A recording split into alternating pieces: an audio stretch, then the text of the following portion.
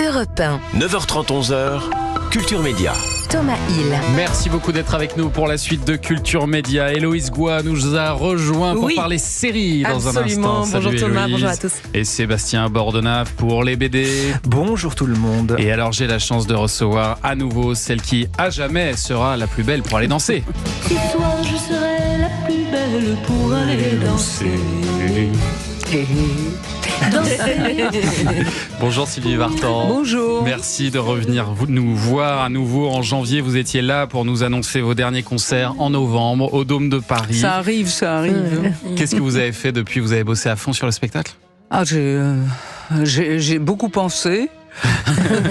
J'ai beaucoup travaillé à ce spectacle, évidemment. Qui est prêt parce ou pas que je encore le voulais différent et à la hauteur de ce que j'aimais et ce que j'ai fait auparavant. Et ça demande du travail aussi, et puis une organisation. Et oui, ça a l'air de rien comme ça, parce qu'au fond, c'est du divertissement. Ouais. Pour moi aussi, une fois qu'il est fait, mais Bien avant, sûr, c'est un du peu boulot. l'angoisse. J'ai lu quelque part que ces concerts allaient ressembler à une comédie musicale avec de la danse, des films, des invités surprises. C'est ça ?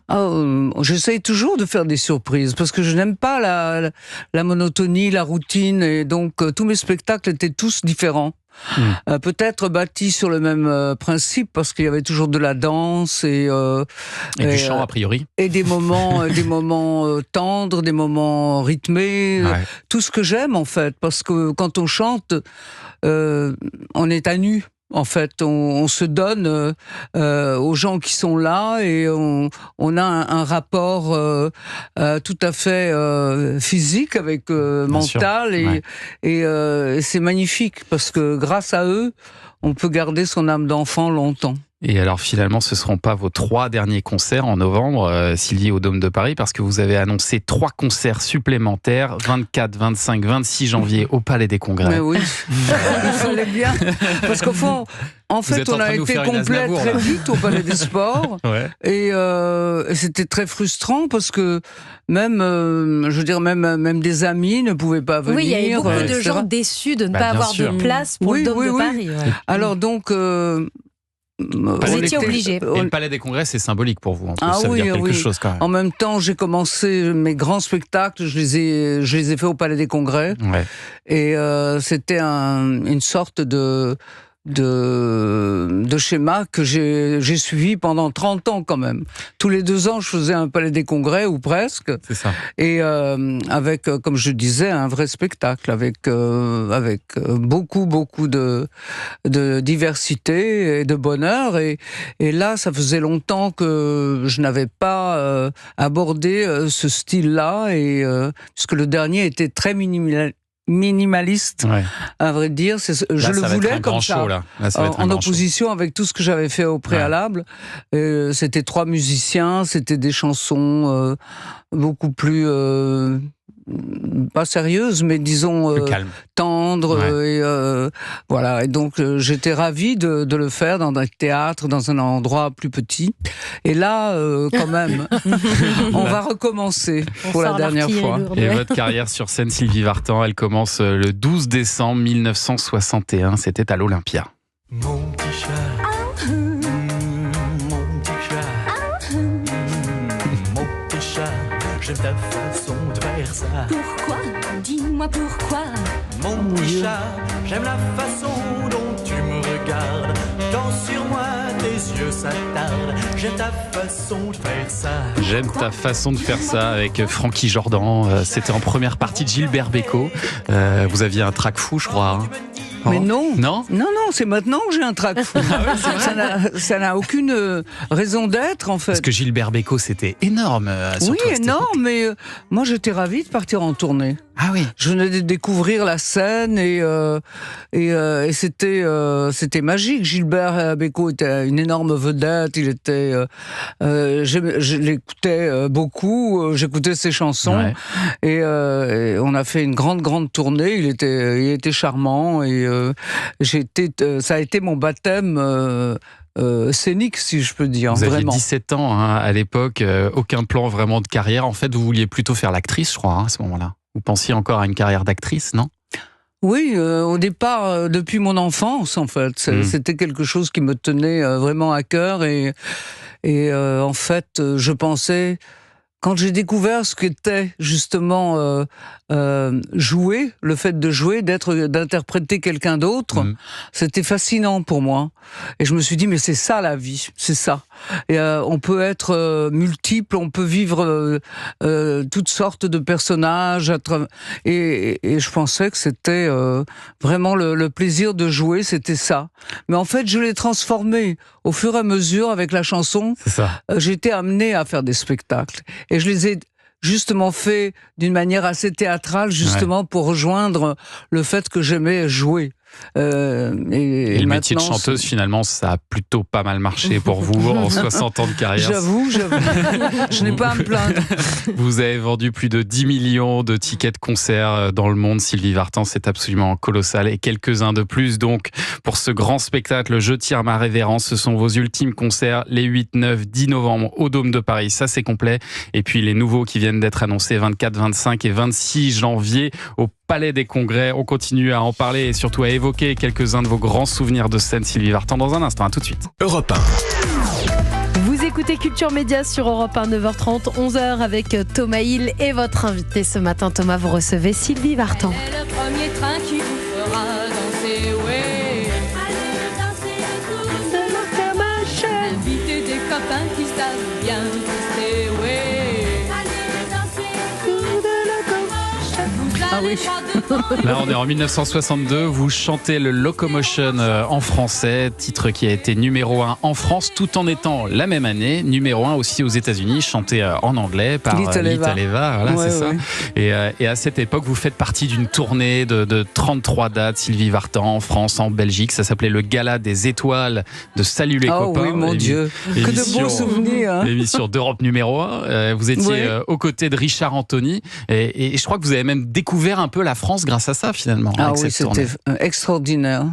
C'est un pays merveilleux. J'ai été, enfin, dans toutes ces années, c'est vrai, j'en ai fait des tournées en France. Bah oui, bien sûr. Paraît-il que quelqu'un a compté, il y a une année, je ne sais pas laquelle, j'ai chanté 340 fois, quelque chose comme ça. Quasiment tous les jours. Alors ça, c'est pratiquement tous les jours. Ouais. Mais je me souviens, j'étais tout le temps sur les routes. Une vraie nomade, et c'est vrai qu'il faut que je me calme maintenant un peu. Et puis en 63, vous allez faire une autre série de concerts avec notamment Claude François, et vous chantez votre première chanson originale écrite par Jean-Jacques Debout. Tous mes copains, quand je les vois passer, tous mes copains sont à moi. Ah oui. Ils sont bien à moi. Vous allez la chanter sur scène, celle-ci ? Ah oui. Ouais, obligé. Oui, hein. Oui. Mais mon spectacle va être quand même un petit peu le parcours de ma vie et puis tout ce que j'ai partagé avec ce public extraordinaire qui m'a suivi pendant toutes ces années, qui m'a tant apporté surtout. Avec des concerts complètement fous. Cette année 63, c'est incroyable. Vous allez avoir un concert, le concert de la Nation, devant 200 000 personnes. Wow. Sylvie Vartan. Oui, ça, c'était complètement fou. Surtout que mon lycée se trouvait sur le cours de Vincennes, justement. Ah oui. on revenait de Camargue avec Johnny parce qu'on était en train de tourner D'où viens-tu, Johnny ? Pour le concert en question. On était arrivé en panier à salade, comme on disait à l'époque. Un fourgon de police, et puis catapulté sur scène. Et moi, je vois ce cours de Vincennes plein à craquer, et je ne peux m'empêcher de rire intérieurement en me disant « Ah oui, c'était là, le lycée des maraîchers, le lycée Hélène Boucher, où on n'avait pas le droit de porter des bas, enfin c'était très strict, avec des blouses, avec le nom écrit et tout. Alors ça me faisait sourire. » Et puis c'est fou, parce que vous aviez très peu d'expérience encore à l'époque, ça faisait 1 ou 2 ans que vous chantiez seulement, vous vous retrouvez comme ça devant 200 000 personnes, c'est quand même colossal. Et puis vous avez fait du Madonna 15 ans avant Madonna aussi, parce que vous avez fait des shows à Las Vegas en 1981, c'est même bien avant aussi les concerts de Céline Dion, et il paraît que l'affiche de votre spectacle à Las Vegas a déclenché des accidents de la circulation. C'est pas croyable. C'est une légende, oui. Ça, ou c'est à vrai? New York, oui. Non, parce qu'en fait j'ai chanté je crois que c'était avant à Atlantic City. Et donc il y avait cet énorme poster qui se trouvait au-dessus d'un pont pour aller dans le New Jersey. Et c'est là que les gens se demandaient ce que c'était. Parce que vous étiez habillé dans un fourreau pailleté or, c'est ça? Oui. Non, j'étais habillée. En plus, ma robe, en fait, pesait 35 kilos. Ça n'a pas l'air comme ça. Et on a l'impression que vous êtes nus. Donc, oui. C'est fou. D'ailleurs, ça a effaré ma mère en me disant « Oh, ma chérie !» mais alors, ils ont dû... refaire l'affiche parce que les grandes affiches étaient peintes en fait, d'après la photo. Et comme elle faisait très nue parce que la robe était comme ça en tulle avec des pierreries mais tout du long et avec des franges etc. Et en fait ça ils ont dû rajouter des pierres pour me montrer que je n'étais pas nue en fait. Une autre chanson, écoutez ça. L'amour, c'est comme une cigarette, ça brûle et ça monte à la tête. Quand on ne peut plus s'en passer, tout ça s'envole en fumée. L'amour, c'est comme une cigarette. Ça aussi, forcément, ça résonnera au Dôme de Paris, au Palais des Congrès également. Et pour paraphraser cette chanson de 1965, est-ce que le succès, c'est un peu comme une cigarette? Est-ce que ça monte à la tête quand on arrive aussi vite que vous? Ça dépend qui on est, hein. Malgré tout, je me dis, moi, à 17 ans, quand on connaît un succès colossal comme le vôtre, est-ce que ça monte pas un peu à la tête? Comment est-ce qu'on garde les pieds Moi, sur ça m'a terre, jamais monté à la tête. Non, parce que je n'y pensais pas, en fait. Quand j'ai commencé à chanter, je pensais que c'était un épisode dans ma vie, avant de faire du cinéma ou du théâtre, parce que c'est ce qui me tenait. Et puis, petit à petit, ça m'a prise et j'ai pu faire librement tout ce que j'avais envie de faire. Tous mes rêves ont été exaucés sur scène. Quand on se retrouve à Las Vegas, quand on se retrouve avec un succès pareil, j'imagine que le regard aussi des proches change énormément. Oh non, des proches, non. Non ? Non, vous n'avez pas eu cette impression de déconnexion comme ça? De mes proches, non. Oui, des proches, des gens qui vous entourent, de la façon dont on vous regarde. Mais tout le temps, oui, mais bon, ça devient une sorte d'habitude, mais ce n'est pas pour ça qu'on est grisé, forcément, parce qu'on reste soi-même. Mais ça, je pense que ça tient aussi à votre éducation, certainement. J'ai jamais pensé qu'il y avait du succès, la notoriété, parce que j'étais quand même très jeune. 17 ans, je sortais de l'école, en fait. Et je ne pensais pas du tout qu'on pouvait gagner sa vie en faisant ça. Tout était par le plaisir, en fait. Et le plaisir, ce sera aussi pour ce grand spectacle 8, 9, 10 novembre au Dôme de Paris et 24, 25, 26 janvier au Palais des Congrès. Sylvie Vartan est avec nous jusqu'à 11h. Et dans un instant, il faut que je vous parle cinéma aussi, Sylvie Vartan, parce qu'on va aussi vous voir sur grand écran, figurez-vous.